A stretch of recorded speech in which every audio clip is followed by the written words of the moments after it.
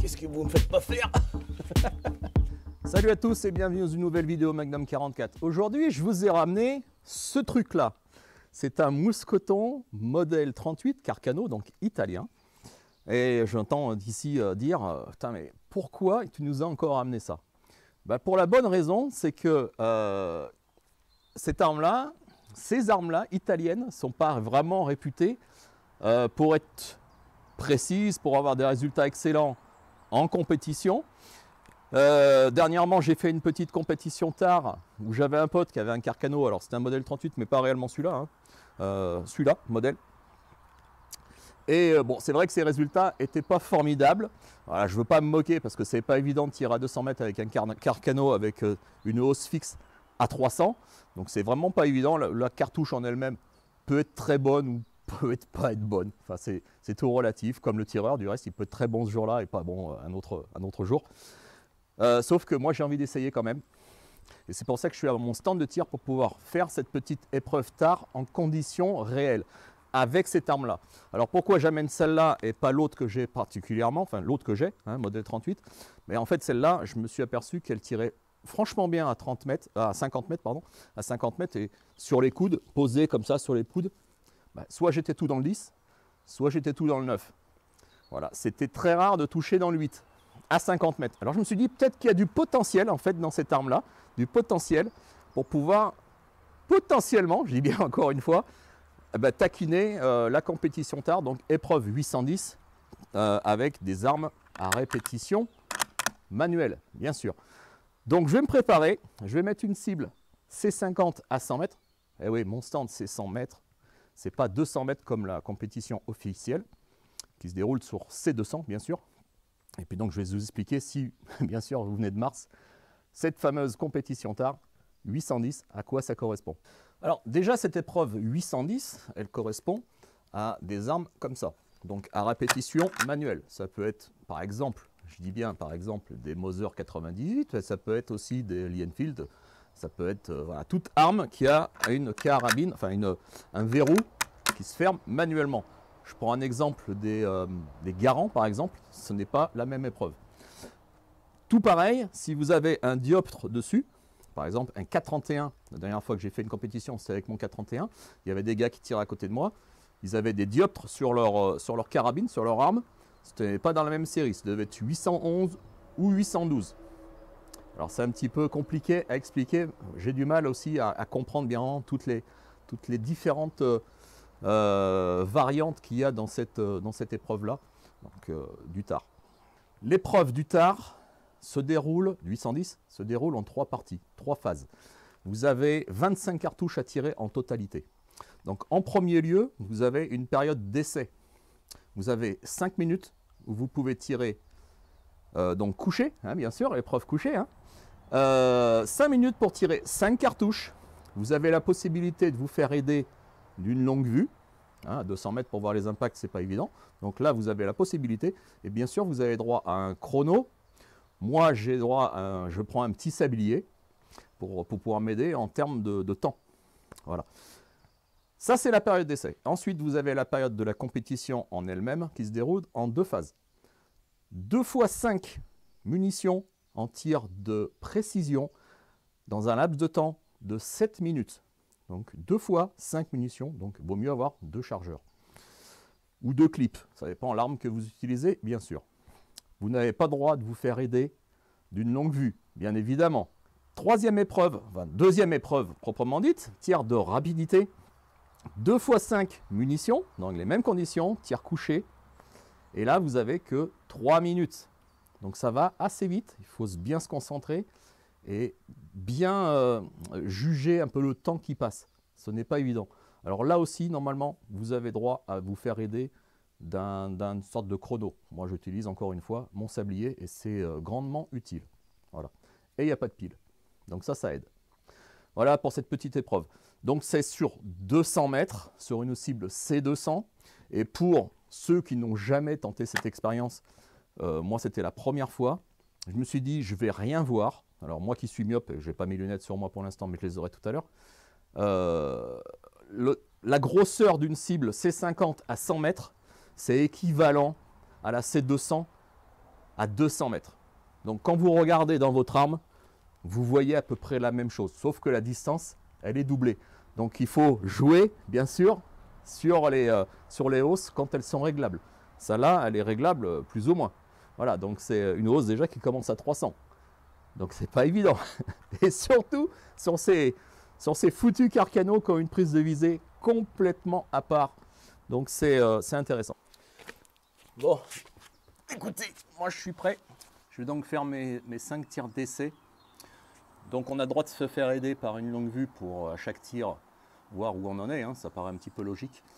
Et puis avoir un petit chrono. Alors moi j'ai un petit sablier, ça fait l'affaire.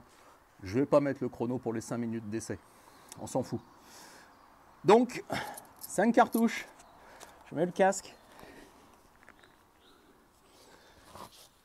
La sangle est réglée. Normalement, ça devrait aller. Et j'ai oublié les lunettes. C'est le principal. Vous avez vu, même pour faire une vidéo toute bête, j'oublie des choses parce que déjà je suis un petit peu stressé pour faire cette vidéo puisque je suis tout seul. Et j'ai pas envie qu'il y ait quelqu'un qui arrive comme ça subrepticement sans que je l'entende. C'est un petit peu pénible. Bon, je vais arrêter les blabla. Je tire donc ces 5 cartouches d'essai. J'ai mis une cible réactive. Donc avec la lunette, je verrai un petit peu mieux ce qui se passe. Et puis, faut prendre son temps. En compétition, croyez-moi, alors j'ai pas beaucoup d'expérience dans le domaine, mais vaut mieux prendre son temps et bien respirer. Allez, c'est juste pour une vidéo, hein. On va voir ce que ça dit.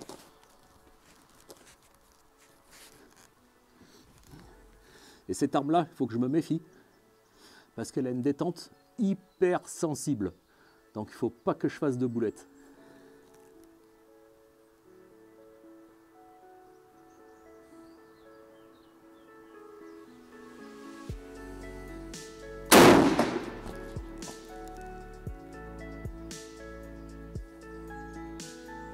Alors déjà, je suis pas dedans. Vous voyez, le Carcano, c'est compliqué, hein.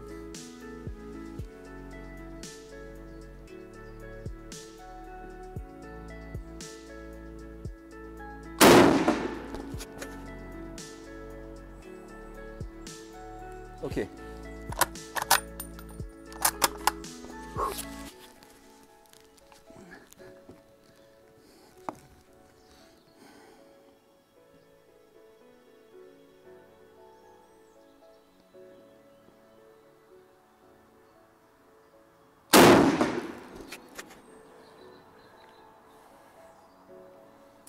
Je vise normalement pour une visée Carcano et je suis légèrement plus haut. Alors je suis dans le visuel du noir, bien sûr d'une cible réactive, mais je suis un peu trop haut. Donc je vais essayer de compenser un petit peu. Vous voyez, c'est en faisant comme ça, je pense, qu'il faut faire, en profiter justement qu'on a un petit peu le temps pour ces 5 minutes d'essai, et essayer de voir ce qui va le mieux en termes de visée, hein.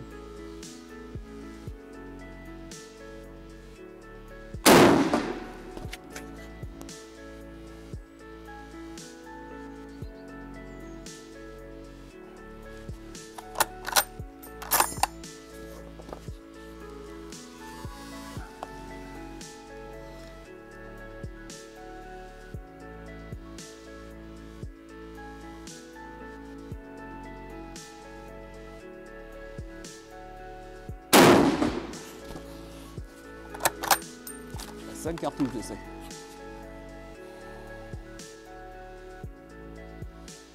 Ok, je vais vous montrer où j'en suis. C'est pour ces 5 premières cartouches, ce qui n'est pas la joie. Bon, pour ces 5 premières cartouches d'essai, vous avez vu, je vous ai mis une cible réactive. J'ai une munition qui est arrivée là, et puis 3 ici. Il m'en manque une. Je pense qu'elle est beaucoup plus haute. Donc prise de visée, bien sûr, le guidon ici et le haut du V en haut de la cible. Donc ça fait carrément comme ça avec la visée Carcano. Vous comprenez que ce n'est pas une visée ordinaire où on prend les points d'axe ici et puis les V de chaque côté. Non, le haut de la hausse, hein, j'entends. Ce n'est pas du tout pareil. Donc le Carcano, ouais, effectivement, c'est très compliqué. Et dans chaque vidéo que je vous montre des Carcano, je vous dis la même chose parce que c'est ardu les amis, c'est ardu. Bon, c'est parti pour l'épreuve donc de 7 minutes. On n'oublie pas le casque. 7 minutes, donc 2 x 5 munitions. Un chargeur, c'est plus pratique. Pour ceux qui ont des K31 par exemple, on peut avoir différents chargeurs, hein, bien sûr. Hein, donc c'est plus rapide. Moins de stress, on peut préparer ça avant, mais bon, ça aussi, on peut le préparer avant. Ça, je vais le pousser. Je ne vais pas en regarder dedans, je ne vais pas faire de triche. Donc là, j'ai mis une vraie cible C50. Je vous rappelle, là, je tire à 100 mètres, mais normalement, c'est 200 mètres. Et c'est sur une cible, c'est 200. Et quand on regarde dedans, ça fait à peu près l'équivalent. Plus c'est loin, plus la cible est grosse. Donc, je ne vois pas trop de différence, à part la distance ou la flèche, bien sûr, de la balle. Elle va être totalement différente. Donc, aux ordres de la personne qui se charge du tir, hein, on a le droit, donc, bien sûr, de préparer ses munitions. Et même armé, bon, là, je ne vais pas le faire. Et puis après, à l'ordre feu, bah, c'est feu tout le monde, hein, pendant 7 minutes. Donc, 7 minutes, je vais essayer de prendre mon temps. Je vais essayer de faire quelque chose de correct. Hein. J'ai envie de sauver un petit peu l'honneur de ces Carcano. On verra. On verra. Ça va être une surprise à la fois pour vous, ou pas. Mais ce sera sûrement une surprise pour moi, si ça fonctionne. On va voir. Allez, c'est parti. Top. 7 minutes.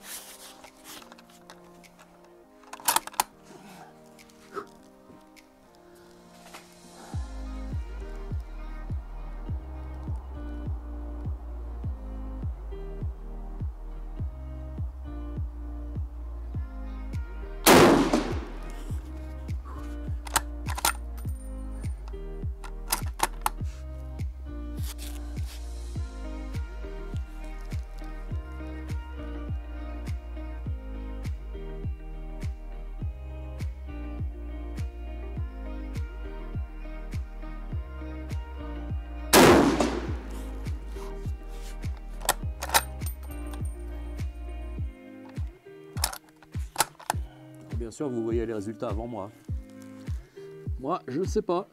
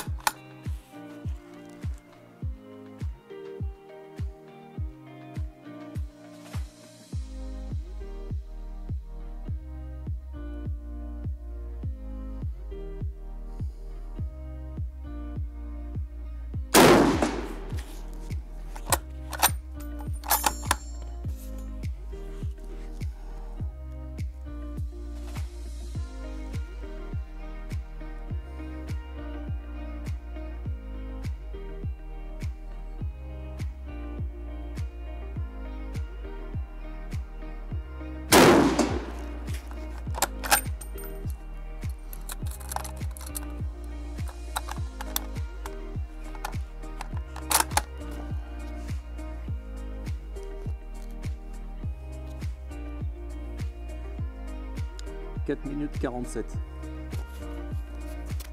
Vous avez compris, hein, je vais trop vite. Hein.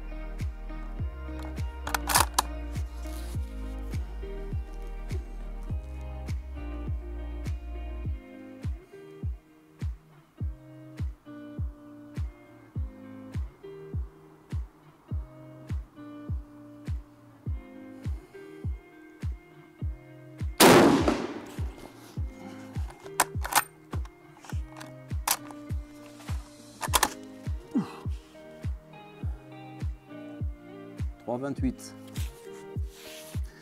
Je vais beaucoup trop vite. Beaucoup trop vite.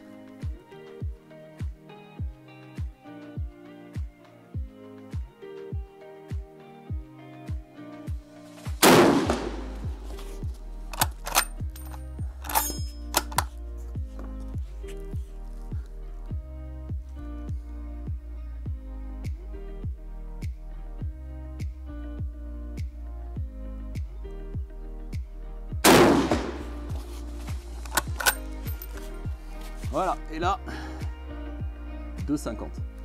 Il me reste 2,50, hein. 2 minutes 50. C'est un truc de fou. C'est un truc de fou. Bon, moi, ce que je vous montre là, c'est un exemple de ce qui se passe généralement dans les petits concours. Alors, pas forcément nationaux, j'en sais rien, j'en ai jamais fait, ou même départemental. Là, c'est vraiment des petits concours locaux dans les clubs. On n'a pas besoin de veste de tir, des machins, des trucs. Enfin, vous voyez, c'est à la relax. Bon, pour parler de cette arme-là, déjà, elle a un petit avantage, si on pourrait dire, par rapport aux autres, c'est son poids. Elle est vachement plus légère, donc ça peut être moins fatigant à la longue. Par contre, je me suis aperçu que là, je vous avais vu, j'ai pas mis la sangle parce que à ma période d'essai, les 5 tirs d'essai, j'avais du mal à la positionner, ça allait pas. Donc ça, il faudra peut-être que je le travaille parce que la sangle, ça a son importance quand même, hein, ça stabilise vachement le tir. Voilà, donc je vais aller changer de cible. Je vais aller mettre celle pour les 3 minutes. Et puis on fera les totaux à la fin. Vous avez vu les résultats? Moi, pas encore. Ah, c'est dommage, hein, ils sont très très hauts. Très très hauts, c'est dommage. Oh, qu'est-ce que vous me faites pas faire? Qu'est-ce que vous me faites pas faire? Bon, je suis déçu, hein, je ne vais pas vous le cacher. Hein. Bon, j'imagine qu'il y a un certain qui s'y attendait. Bon, à vrai dire, moi aussi. Moi aussi. Mais je le redis, je pense qu'il y a du potentiel. Il y a du potentiel parce que je ne me suis pas entraîné du tout. Les munitions sont bonnes. Alors, elles sont bonnes quand je suis au-dessus, là, bien assis sur une mousse bien confortable. Ça va toujours mieux en entraînement. Mais quand il s'agit de passer à autre chose, entre guillemets, la compète, même si ici, c'est pas dans l'ambiance de la compétition, pas l'ambiance du stress avec le bruit, les gens qui sont autour, des fois les douilles qui nous arrivent sur la tête, les douilles du voisin, j'entends, bah, c'est tout autre. Bon, moi, honnêtement, j'aurais pensé que ça aurait été un petit peu meilleur. Ma prise de visée était lamentable sur ces tirs pour ces 7 minutes en tir de précision. Je suis beaucoup trop haut et je crois que j'ai 6 munitions, enfin, j'ai 7 trous dans la cible, une qui est dans le 0, donc elle ne compte pas. Mais bah, j'en ai que 6, hein, 6 sur 10. Et je tire beaucoup trop haut. Pour la dernière compétition que j'ai fait, j'ai utilisé un 4,31. Donc pour la première fois à 200 mètres, c'était une première fois pour moi. Et sur 29 concurrents, je suis arrivé 17e. Donc j'ai fait une petite moyenne. J'étais assez content parce qu'en fait c'était vraiment une découverte. J'y allais sans pression honnêtement parce que je m'attendais absolument à faire rien du tout. Et puis je suis à peu près, voilà, 17 sur 29, c'était très correct pour moi. Et c'est surtout cette expérience à 200 mètres. Une grosse première pour moi. Regardez les prochaines vidéos qui vont arriver, avril, mai, peut-être juin, je ne sais pas, ça va être étalé. On va passer, je pense, je croise les doigts, je touche du bois, mais on va passer à la taille au-dessus en termes de distance. Ça va être sympa. Et le résultat, je ne sais pas ce que ça va donner, mais je pense que ça va être plutôt sympathique. Je vous dis rien, je vous spoile rien, mais abonnez-vous, abonne-toi si tu veux suivre mes vidéos et puis voir mes petites aventures d'amateur, parce que je suis un amateur, un tireur du dimanche, comme la majorité des gens qui me regardent sur ma chaîne Magnum 44. Donc abonnez-vous les gars, abonnez-vous, faites péter le compteur, parce que je suis pas loin des 8000 actuellement, mais j'aimerais bien dépasser les 10 000. Donc ça vous coûte rien, pour une fois que quelque chose est gratuit. Abonnez-vous les gars, abonnez-vous.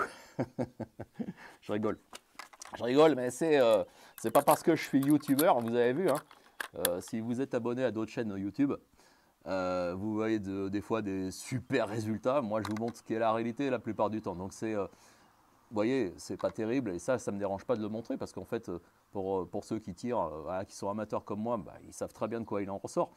Mais ceux qui veulent, par exemple, découvrir le tir et s'inscrire dans un stand de tir, pensez pas qu'on est des super champions. Moi, je suis absolument pas un super champion, hein. Mais par contre, je le montre.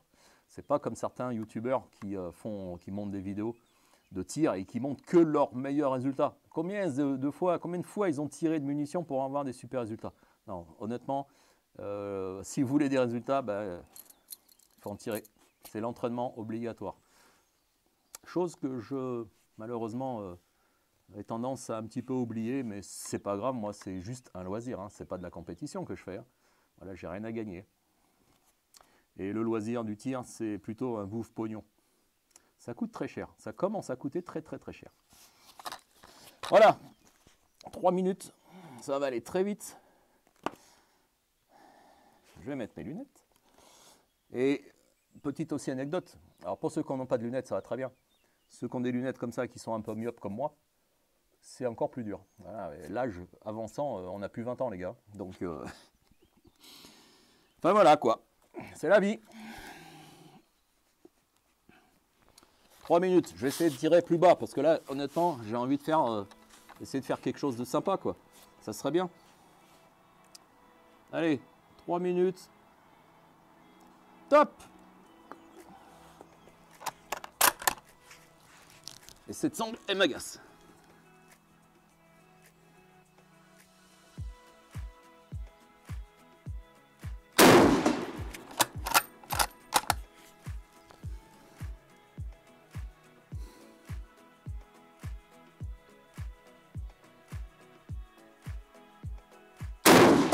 Ah!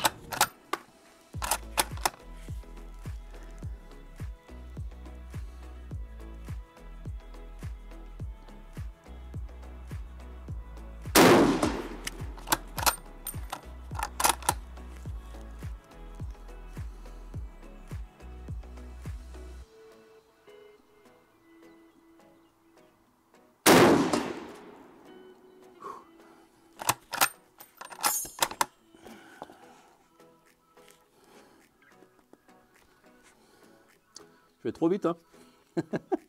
Comme d'hab.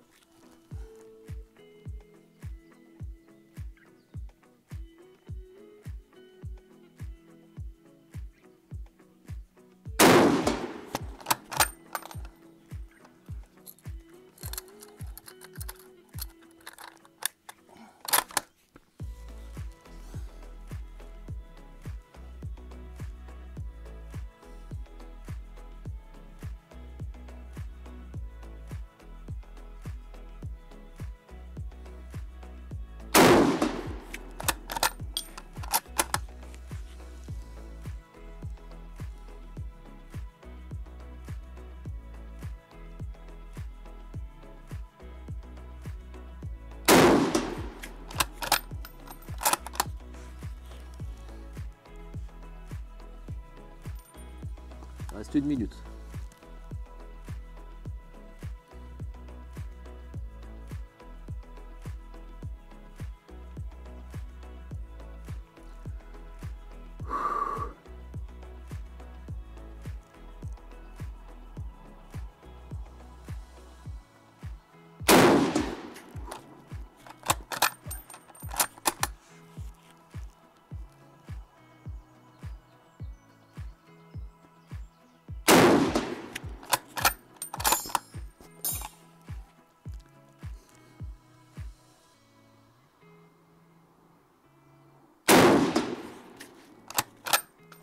Ouf.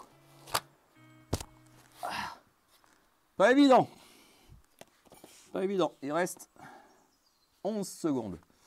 Vous avez vu le laps de temps de 3 minutes, ça va quand même assez vite, hein. Ça va quand même assez vite. Donc il ne faut pas traîner, hein, quand même. Franchement, il ne faut pas traîner. Voilà. Résultat. 2,10. C'est fou, hein?